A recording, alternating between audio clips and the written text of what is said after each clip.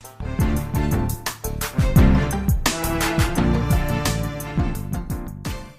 welcome to the Market Alert for Monday, the 1st of August 2020. So Powell pivot, Hope sends stocks to a best month since April 2020. Crypto and credit soar. And in the S&P, the best month is posted since November of 20, supported by strong mega cap earnings. And economic news for this week. ISM today, manufacturing, see if this is going to be inflationary, 52.53. And tomorrow we got the JOLTS jobs. Bullard speaks on Tuesday too.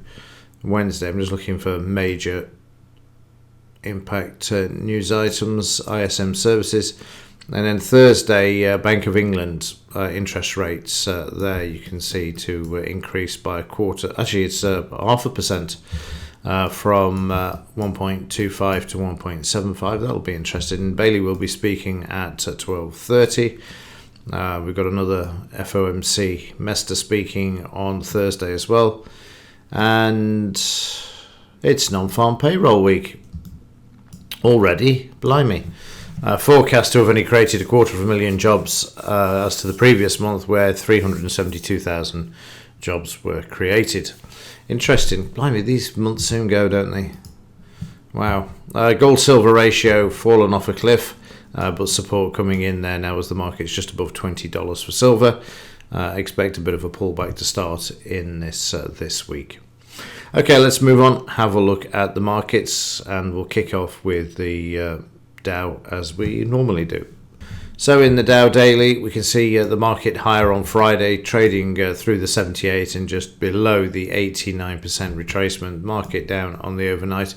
Looks like we need a bit of a breather in this market, and a reality check. Whether we get one or not is a different matter, but certainly a retracement is required to bring the froth out of the markets. I'm just drawing in the fibs there from here to here.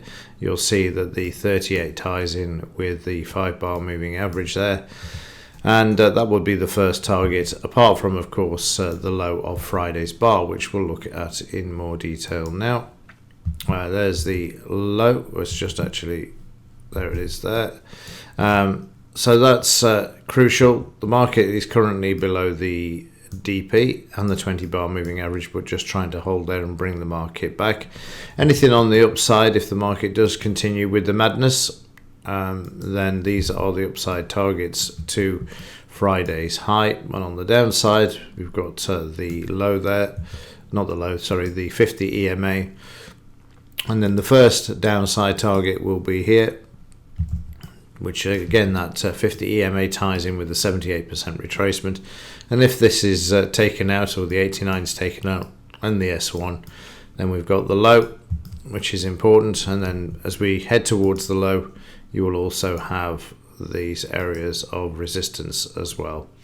So keep an eye on all of those. Just draw them in as the market either takes those levels out or it doesn't, and then just move down into the smaller time frames to time the trends. But you can see there, the market is sideways at the moment overnight. In the German DAX, 89% retracement as well in this market, and also down on the overnight. Again, we need a bit of a pullback in this market. The 50 and the 5-bar moving average will be a bit of a sticking point, which tie in with Friday's low as well for the German DAX, which is down here. At the moment, the market's been sideways for the last hour and a half, and that's stuck on the 50 EMA in the 30-minute chart. Needs to get through the DP, but it has got the 20-bar moving average as a resistance area there. And also on the upside, the first fib retracement levels would be these, followed by this one drawn back, and then of course Friday's high, and projected back to the high that we can see here and the close.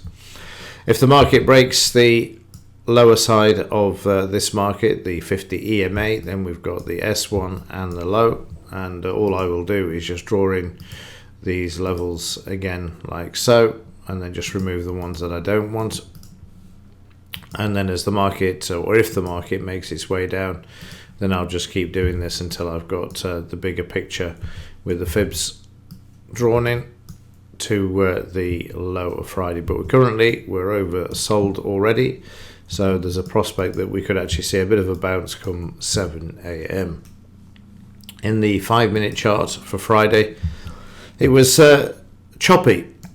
In the smaller time frames, the 5-minute just kept going up and down, as you'll see from the overbought and oversold in the stochastics, and that's what it did. It made its way to Thursday's high in the morning, and then in the afternoon moved up with the Dow quite strongly there. And then there was a problem with the data from ETX, which you can see there, and then eventually moving to the upside when they sorted out the technical issue that they had. Overnight, you can see prices sideways at the moment. And for last week, let's just have a quick look. 603, and that was with 50-50 win to loss, and only 1.74 on the profit factor. But nonetheless, still a good profit there for the week. And just goes to show it doesn't need to be 80-20, just need to manage those losses. And in the S&P, also at 89% retracement, needs a bit of a breather too. Watch the 5-bar moving average. Again, drawing the first lot of fib retracements in would be here for the downside. And again, you'll see that 5-bar moving average tying in with a 38% retracement. In the 30 minutes, moving higher from 230 up to the R1, becoming overbought, and then overnight the market has been sideways, currently below the DP level, but just sitting in a sideways range there at the moment. The FTSE also having moved higher is just through the 62, but not quite through the 78. There's a bit of resistance to the left here where we saw some selling in this bar, obviously, because it moved the market lower. Again, watch the 5-bar. The 200 MA as well is an interesting one in the daily for the FTSE 100.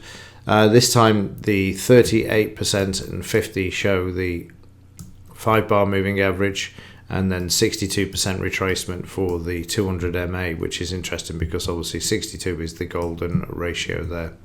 30 minutes for the FTSE market moving higher, pulling back to the DP. Nice 62% retracement there. Market moving higher throughout the rest of the session. And overnight, market finding support at the BRN and the 50-bar moving average. Close back above the DP is required to head back up towards the high.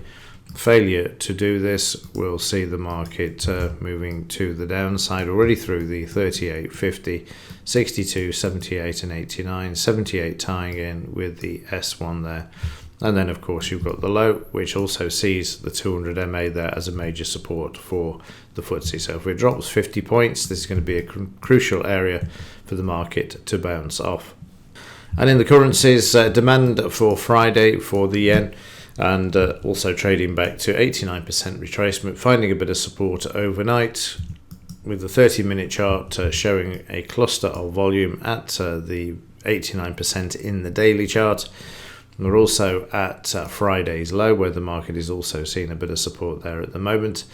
Price is sideways, although there is a 62% retracement there, with the prospect the market could move higher, but it will have to take out the 20-bar moving average. The 50 EMA ties in with Friday's close as well. So a bit of resistance around here on the upside should the market move higher. 89 tying in with the close of Friday as well there. And again, you'll see that 50% ties in with the 20-bar moving average. And 78 for the 50 EMA. It's amazing how all these areas using two separate indicators become a confluence of support and resistance at these areas. And in the pound, also having traded up towards the 89% retracement, still finding a bit of support here at the moment. We've got the rate increase coming on Thursday, so that's bullish for the British pound. The market needs to get through the 78, which ties in with the 50 EMA there. And in the 30-minute chart for Friday, the market moving sharply lower down to the S2 with demand oversold, and then you get the crossover, the bars turning back to green as well, and back through the 200 MA, and the market stuck in the sideways range at the moment.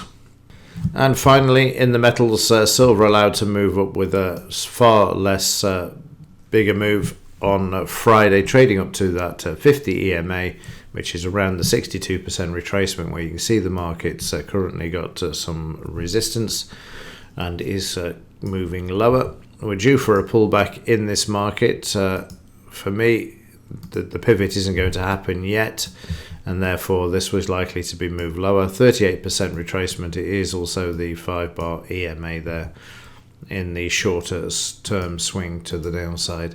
30-minute chart of silver, you'll see Friday they brought the market back down in the morning, but then managed to bring it up with the economic news that was released on Friday. I think it was and overnight you can see it's already coming under pressure at the DP level as well. So watch Friday's low when we get the 1 p.m. fix, and the market is hammered as it normally is at that time.